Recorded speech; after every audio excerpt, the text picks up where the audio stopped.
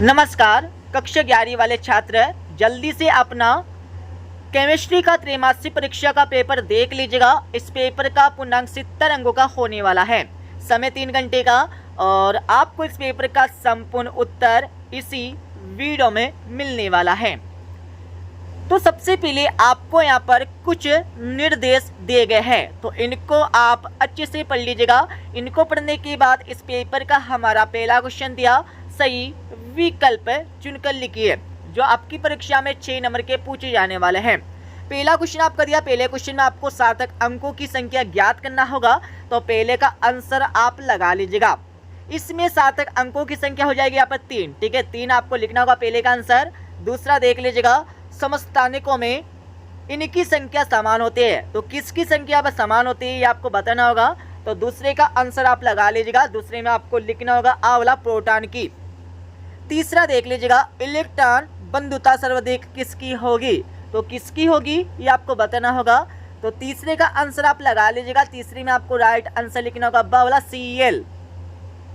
चौथा क्वेश्चन आपका दिया है, पीबी समक्ष अतिव्यापन से कौन सा बंध का निर्माण होता है, तो चौथे में आपको लिखना होगा यहाँ पर बा वाला सिग्मा बंध का निर्माण होता है, तो ये आपको लिखना होगा। पांचवा देख लीजिएगा, हेलोजन किस वर्ग के तत्व है, तो इसमें आपको लिखना होगा सा वाला 17। और छठा देख लीजिएगा, आधुनिक आवर्त सारणी में कितने आवर्त हैं, तो इसमें आपको लिखना होगा ब वाला 7 आवर्त है। दूसरा प्रश्न देख लीजिएगा, दूसरे प्रश्न में आपको खाली स्थानों की पूर्ति करके लिखना होगा, जो आपकी परीक्षा में 6 नंबर के पूछे जाने वाले हैं। पहला आपका दिया है, HF का संयुग्मी सारक क्या है ये आपको बताना होगा, तो पहले का आंसर आप लगा लीजिएगा। पहले में आपको लिखना होगा F-। दूसरा देख लीजिएगा, एल्किन का समपक्ष रूप विपक्ष रूप की तुलना में खाल्तान ध्रुवीय होता है, तो दूसरे का आंसर आप लगा लीजिएगा। दूसरे में आपको लिखना होगा अधिक आपको लिखना होगा दूसरे का आंसर। और तीसरा देख लीजिएगा, ब्रोमीन किस वर्ग में स्थित है, तो तीसरे का आंसर आप लगा लीजिएगा। तीसरे में आपको लिखना होगा 17वें। चौथा देख लीजिएगा, sp संकरण की ज्यामिति किस प्रकार की होती है ये आपको बताना होगा, तो चौथे का आंसर आप लगा लीजिएगा। चौथे में आपको लिखना होगा रेखी आपको लिखना है। और पांचवा देख लीजिएगा, O2 अणु में किस प्रकार की कोशिका में होता है ये आपको बताना होगा, तो पांचवी का आंसर आप लगा लीजिएगा। पांचवी में आपको लिखना होगा द्विपरमाणुक,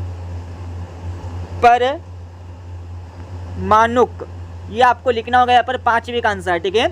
उसके बाद आपका छठा देख लीजिएगा, परमाणु द्रव्यमान को किस संकेत से दर्शाते हैं, तो छठे का आंसर आप लगा लीजिएगा। छठे में आपको लिखना होगा AMU, ये आपको लिखना होगा छठे का आंसर। तीसरा प्रश्न देख लीजिएगा, इस प्रश्न में आपको सत्य अथवा असत्य बता के लिखना होगा, जो आपकी परीक्षा में 6 नंबर के पूछे जाने वाले हैं।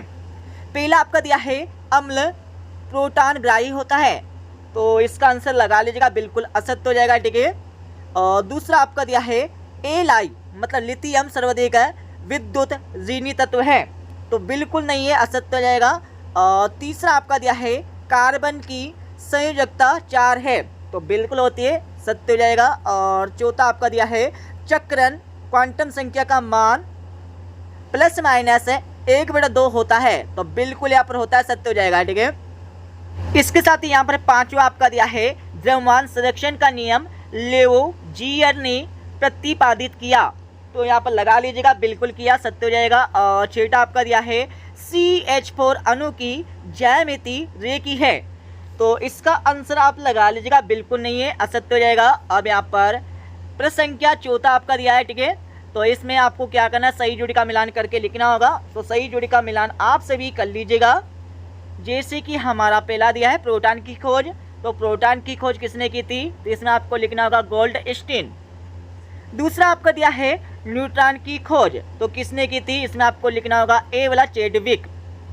और तीसरा आपका दिया है, तीसरी में आपको लिखना होगा मुलिकेन।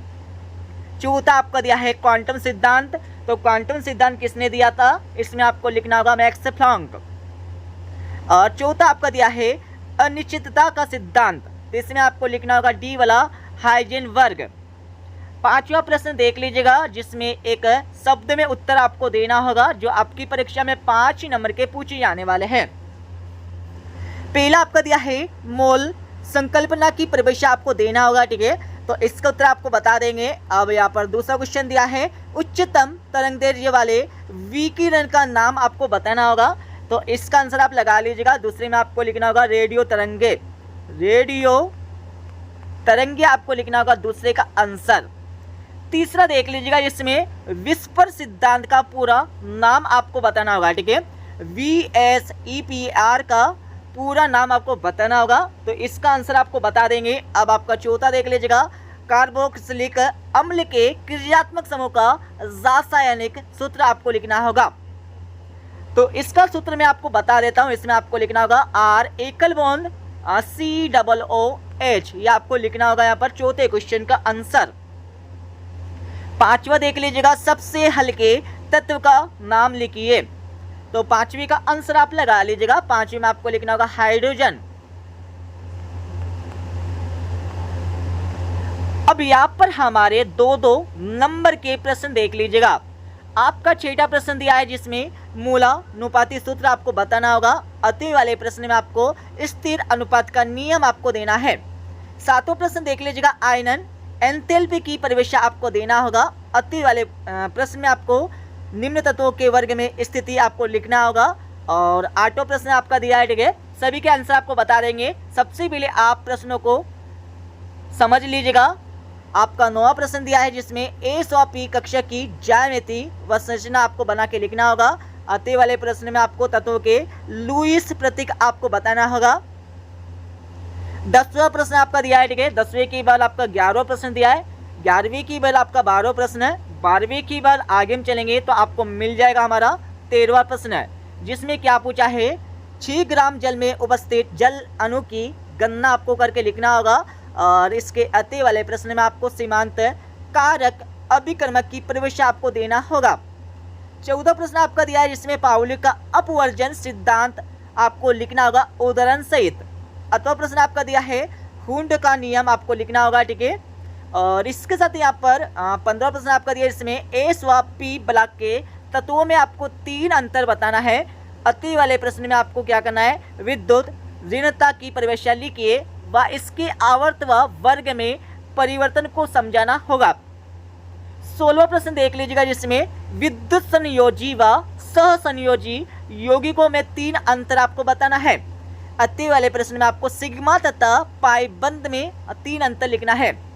17वां प्रश्न देख लीजिएगा। 17वें के बाद आपका 18वां प्रश्न दिया है। 18वें के बाद यहाँ पर हमारा 19वां प्रश्न दिया है, ठीक है, और 20वां प्रश्न यहाँ पर दिया है।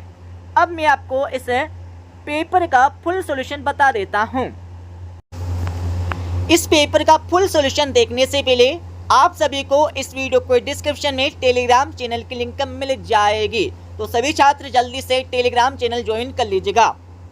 जैसे कि हमारा पहला प्रश्न पूछा गया था, सही विकल्प का चयन करके लिखिए, तो इनके आंसर आपको दिए गए हैं, तो अच्छे से पढ़ लीजिएगा। और दूसरे प्रश्न में आपको खाली स्थानों की पूर्ति करने के लिए बोला गया था। और तीसरे प्रश्न में आपको सत्य अथवा असत्य लिखने के लिए बोला गया था। चौथे प्रश्न में आपको सही जोड़ी का मिलान करने के लिए बोला गया था। और 5वें प्रश्न में आपको एक शब्द में उत्तर देना था, जिनके आंसर दिए गए आपको पढ़ लीजिएगा अच्छे से। अब यहाँ पर हमारे 6 से लेकर 20 तक के आंसर देख लीजिएगा। ये हमारे 6ठे प्रश्न का अति वाले का आंसर आपको दिया हुआ है। और ये हमारे 7वें प्रश्न का उत्तर आपको दिया है, ठीक है। 7वें के बाद आगे हम चलेंगे तो आपको मिल जाएगा हमारा 8वें प्रश्न का उत्तर। 8वीं के बाद आगे हम चलेंगे तो आपको मिल जाएगा 9वें प्रश्न का उत्तर। 9वें के बाद आपको मिल जाएगा हमारा 10वें प्रश्न का अतिवें वाला का उत्तर। और ये हमारा 11वें प्रश्न का उत्तर आपको दिया पूरा का पूरा, ऊपर से लेकर नीचे तक आप देख लीजिएगा। और ये हमारा हो जाएगा 13वें प्रश्न का अतिवें वाला का आंसर। अब आप सभी 14वें प्रश्न का उत्तर देख लीजिएगा। 14वें के बाद आपको दिया हुआ हमारा 14वें प्रश्न का अतिवें वाले का आंसर।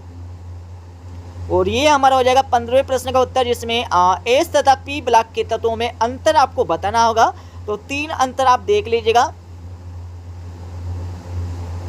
इसके साथ ही यहाँ पर 16वें प्रश्न का उत्तर आपको दिया है, जिसमें विद्युत संयोजी यौगिक तथा ससंयोजी यौगिक में आपको अंतर बताना है। अब यहाँ पर 16वें प्रश्न का अतरी वाला का आंसर देख लीजिएगा, जिसमें सिग्मा बंध तथा पाई बंध में 3 अंतर आपको बताना होगा। इसके साथ ही यहाँ पर 17वें प्रश्न का उत्तर आप देख लीजिएगा, जिसमें डी ब्रोगली समीकरण को आपको क्या करना है, स्थापित करना है, मतलब सिद्ध करना है। पूरा आंसर आप ऊपर से लेकर नीचे तक देख लीजिएगा। और इसके साथ ही यहाँ पर 18वें प्रश्न का उत्तर आप देख लीजिएगा, पूरा ऊपर से लेकर नीचे तक।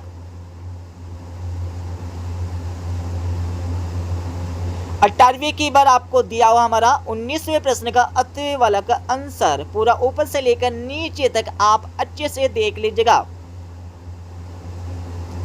अब यहाँ पर हमारा 20वें प्रश्न का अतः वाला का आंसर आप देख लीजिएगा, पूरा ऊपर से लेकर नीचे तक आपको दिया हुआ है, पढ़ लीजिएगा। और इसके साथ ही हमने आपको इस पेपर का फुल सॉल्यूशन बता दिया है। ठीक है, मिलते अगले वीडियो में।